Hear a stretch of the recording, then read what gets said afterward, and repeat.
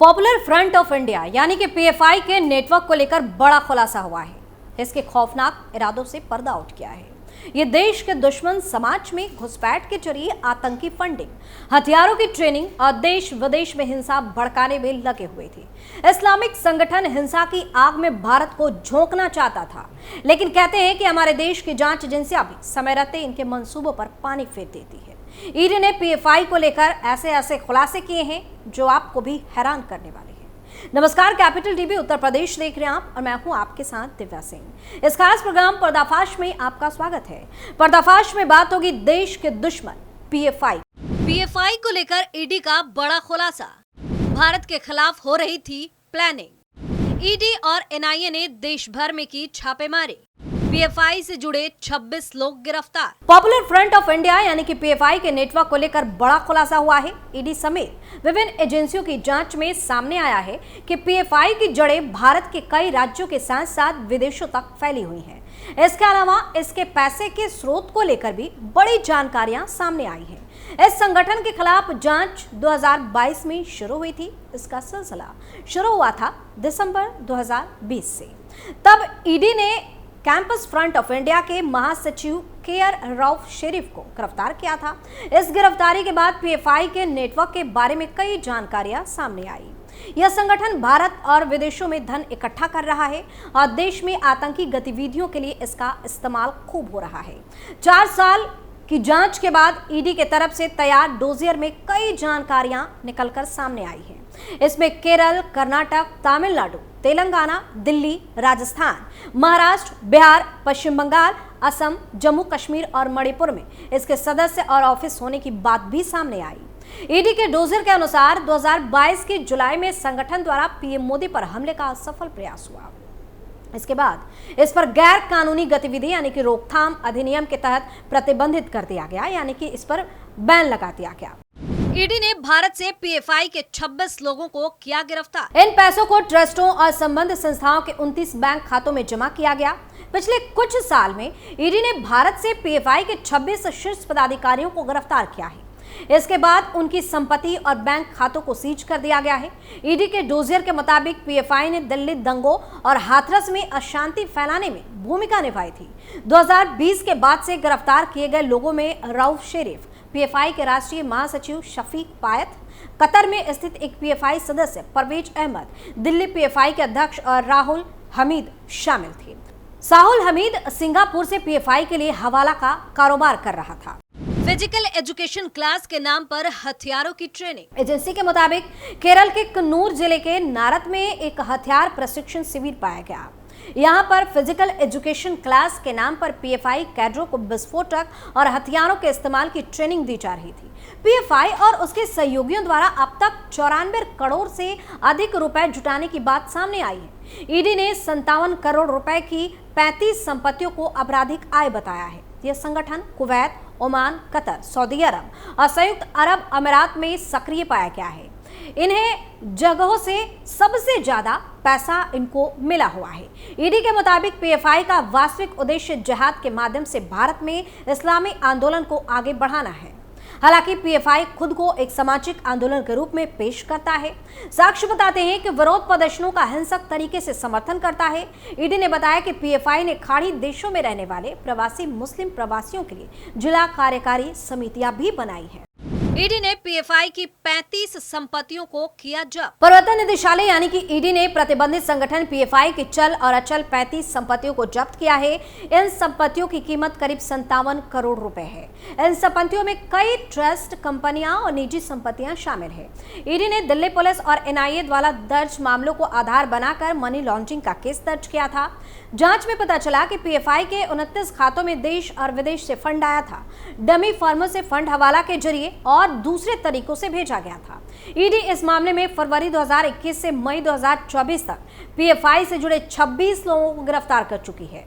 ED ने अब तक 94 करोड़ रुपए की अपराध से अर्जित आय का पता भी लगाया है। पीएफआई के 13,000 से अधिक एक्टिव सदस्य। वहीं ईडी को अपनी जांच में पता चला है कि पीएफआई का विदेशों में भी बड़ा नेटवर्क है।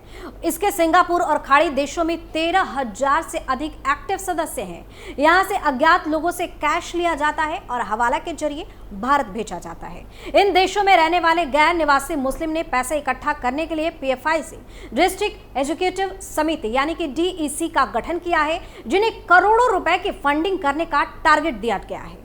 यह पैसा भारत में पीएफआई की आतंकवादी और अवैध गतिविधियों के लिए इस्तेमाल किया जाता है। जांच में पता चला है कि पीएफआई का असल मकसद उसके दूसरे मकसदों से एकदम अलग है। जांच में पता चला कि पीएफआई का असली मकसद भारत में जिहाद के जरिए इस्लामिक स्टेट की स्थापना करना है, जबकि वो खुद को सामाजिक आंदोलन के रूप में पेश करता रहा है।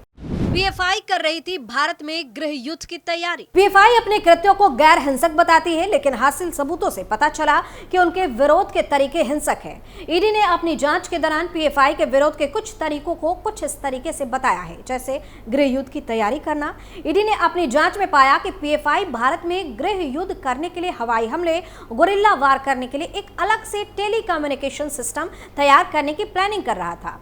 पीएफआई ने अपने सदस्यों को, अधिकारियों को परेशान करने, उनको ठगने, सामाजिक संबंध बनाने के साथ दुनिया को मरा हुआ दिखाने के लिए नकली अंतिम संस्कार करने का भी निर्देश दिया था। साथ ही भारत के खिलाफ साजिश के तहत पीएफआई राष्ट्र की एकता और अखंडता को कमजोर करना चाहता है, जिसके लिए वो कानूनों को तोड़ना, दोहरी पहचान और भारत के अंदर समानांतर सरकार चलाना समेत भारत के सीक्रेट एजेंटों की पहचान उजागर करना भी शामिल है। पॉपुलर फ्रंट ऑफ इंडिया यानी कि पीएफआई पर कई गंभीर आरोप लगाए गए हैं, जिसमें दिल्ली में फरवरी 2020 में दिल्ली में हुए दंगों में हिंसा भड़काने और परेशानी पैदा करने की साजिश भी शामिल है। पीएफआई ने बनाए कई घातक प्लान। इसके अलावा आतंकवादी ग्रुप बनाने की प्लानिंग के तहत घातक हथियार और विस्फोटक सामग्री जमा करना और महत्वपूर्ण और संवेदनशील जगहों समेत बड़ी हस्तियों पर हमला करने की योजना बनाना है। प्रधानमंत्री नरेंद्र मोदी की पटना यात्रा के दौरान अशांति फैलाने के लिए ट्रेनिंग कैंप बनाना, देश की एकता, अखंडता और संप्रभुता के लिए खतरा पैदा करने वाले साहित्य को तैयार करना, प्रिंट करना और रखना। जांच के बाद पीएफआई से जुड़े 35 अचल संपत्तियां, जिनकी कीमत 26 करोड़ 56 लाख रुपए है, उन्हें जब्त कर लिया गया। ये संपत्तियां विभिन्न ट्रस्ट, पीएफआई से जुड़े व्यक्तियों और कंपनियों के नाम पर थी। एनआईए ने इन आरोपों के संबंध में पीएफआई के नेताओं और कैडर्स के खिलाफ चार्जशीट दाखिल कर ऐसी 17 संपत्तियों को आतंकवाद से कमाई गई आय के रूप में पहचान कर जब्त किया है। भारत में जिहाद के जरिए बड़ी साजिश का खुलासा। प्रवर्तन निदेशालय ने इस मामले में कहा कि प्रतिबंधित आतंकवादी संगठन पॉपुलर फ्रंट ऑफ इंडिया यानी कि पीएफआई भारत में एक जिहाद के माध्यम से इस्लामी आंदोलन बनाने के लिए काम कर रहा था, जिसमें अहिंसक हवाई हमले और गुरिल्ला थिएटर के अलावा क्रूरता और दमन के कई तरीके शामिल थे। संघीय एजेंसी ने एक बयान जारी कर कहा कि उसने संगठन, उससे जुड़ी संस्थाओं के खिलाफ चल रही जांच के तहत 35 करोड़ रुपए से अधिक की नई संपत्तियां कुर्की है, जो कई ट्रस्टों, कंपनियों और व्यक्तियों के नाम पर पीएफआई के लाभकारी स्वामित्व और नियंत्रण में है। ईडी और एनआईए ने देश भर में की छापेमारी। ईडी राष्ट्रीय जांच एजेंसी यानी कि एनआईए और कई राज्य पुलिस बलों की तरफ से इसके पदाधिकारियों और प्रतिष्ठानों के खिलाफ देश भर में छापेमारी करने के बाद सितंबर 2022 में केंद्र ने पीएफआई पर प्रतिबंध लगा दिया, यानी कि बैन लगा दिया। ईडी ने आरोप लगाया कि 2006 में केरल में गठित लेकिन दिल्ली में मुख्यालय वाले पीएफआई के वास्तविक उद्देश्य इसके संविधान में बताए गए उद्देश्य से अलग है। पीएफआई के वास्तविक उद्देश्यों में जिहाद के माध्यम से भारत में इस्लामी आंदोलन को अंजाम देने के लिए एक संगठन का गठन करना शामिल है। हालांकि पीएफआई खुद को एक सामाजिक आंदोलन के रूप में पेश करता है। पीएफआई पर क्या क्या लगा है आरोप। पीएफआई पर फरवरी 2020 के दिल्ली दंगों के दौरान हिंसा को भड़काने में सक्रिय रूप से शामिल होने का भी आरोप लगा है।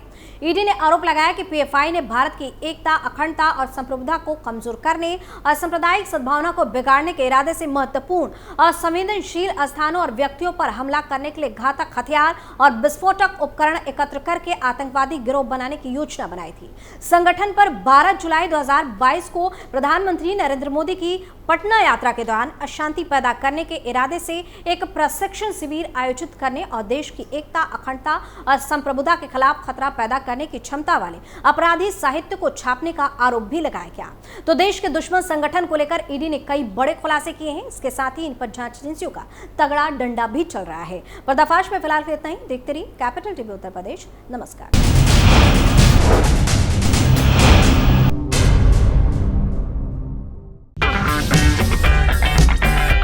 अगर आपको हमारा वीडियो पसंद आया हो तो इसे लाइक करें, हमारे चैनल को सब्सक्राइब करें और हाँ, बेल आइकन दबाना ना भूलें ताकि आप तक हमारे वीडियो की नोटिफिकेशन पहुंचती रहे।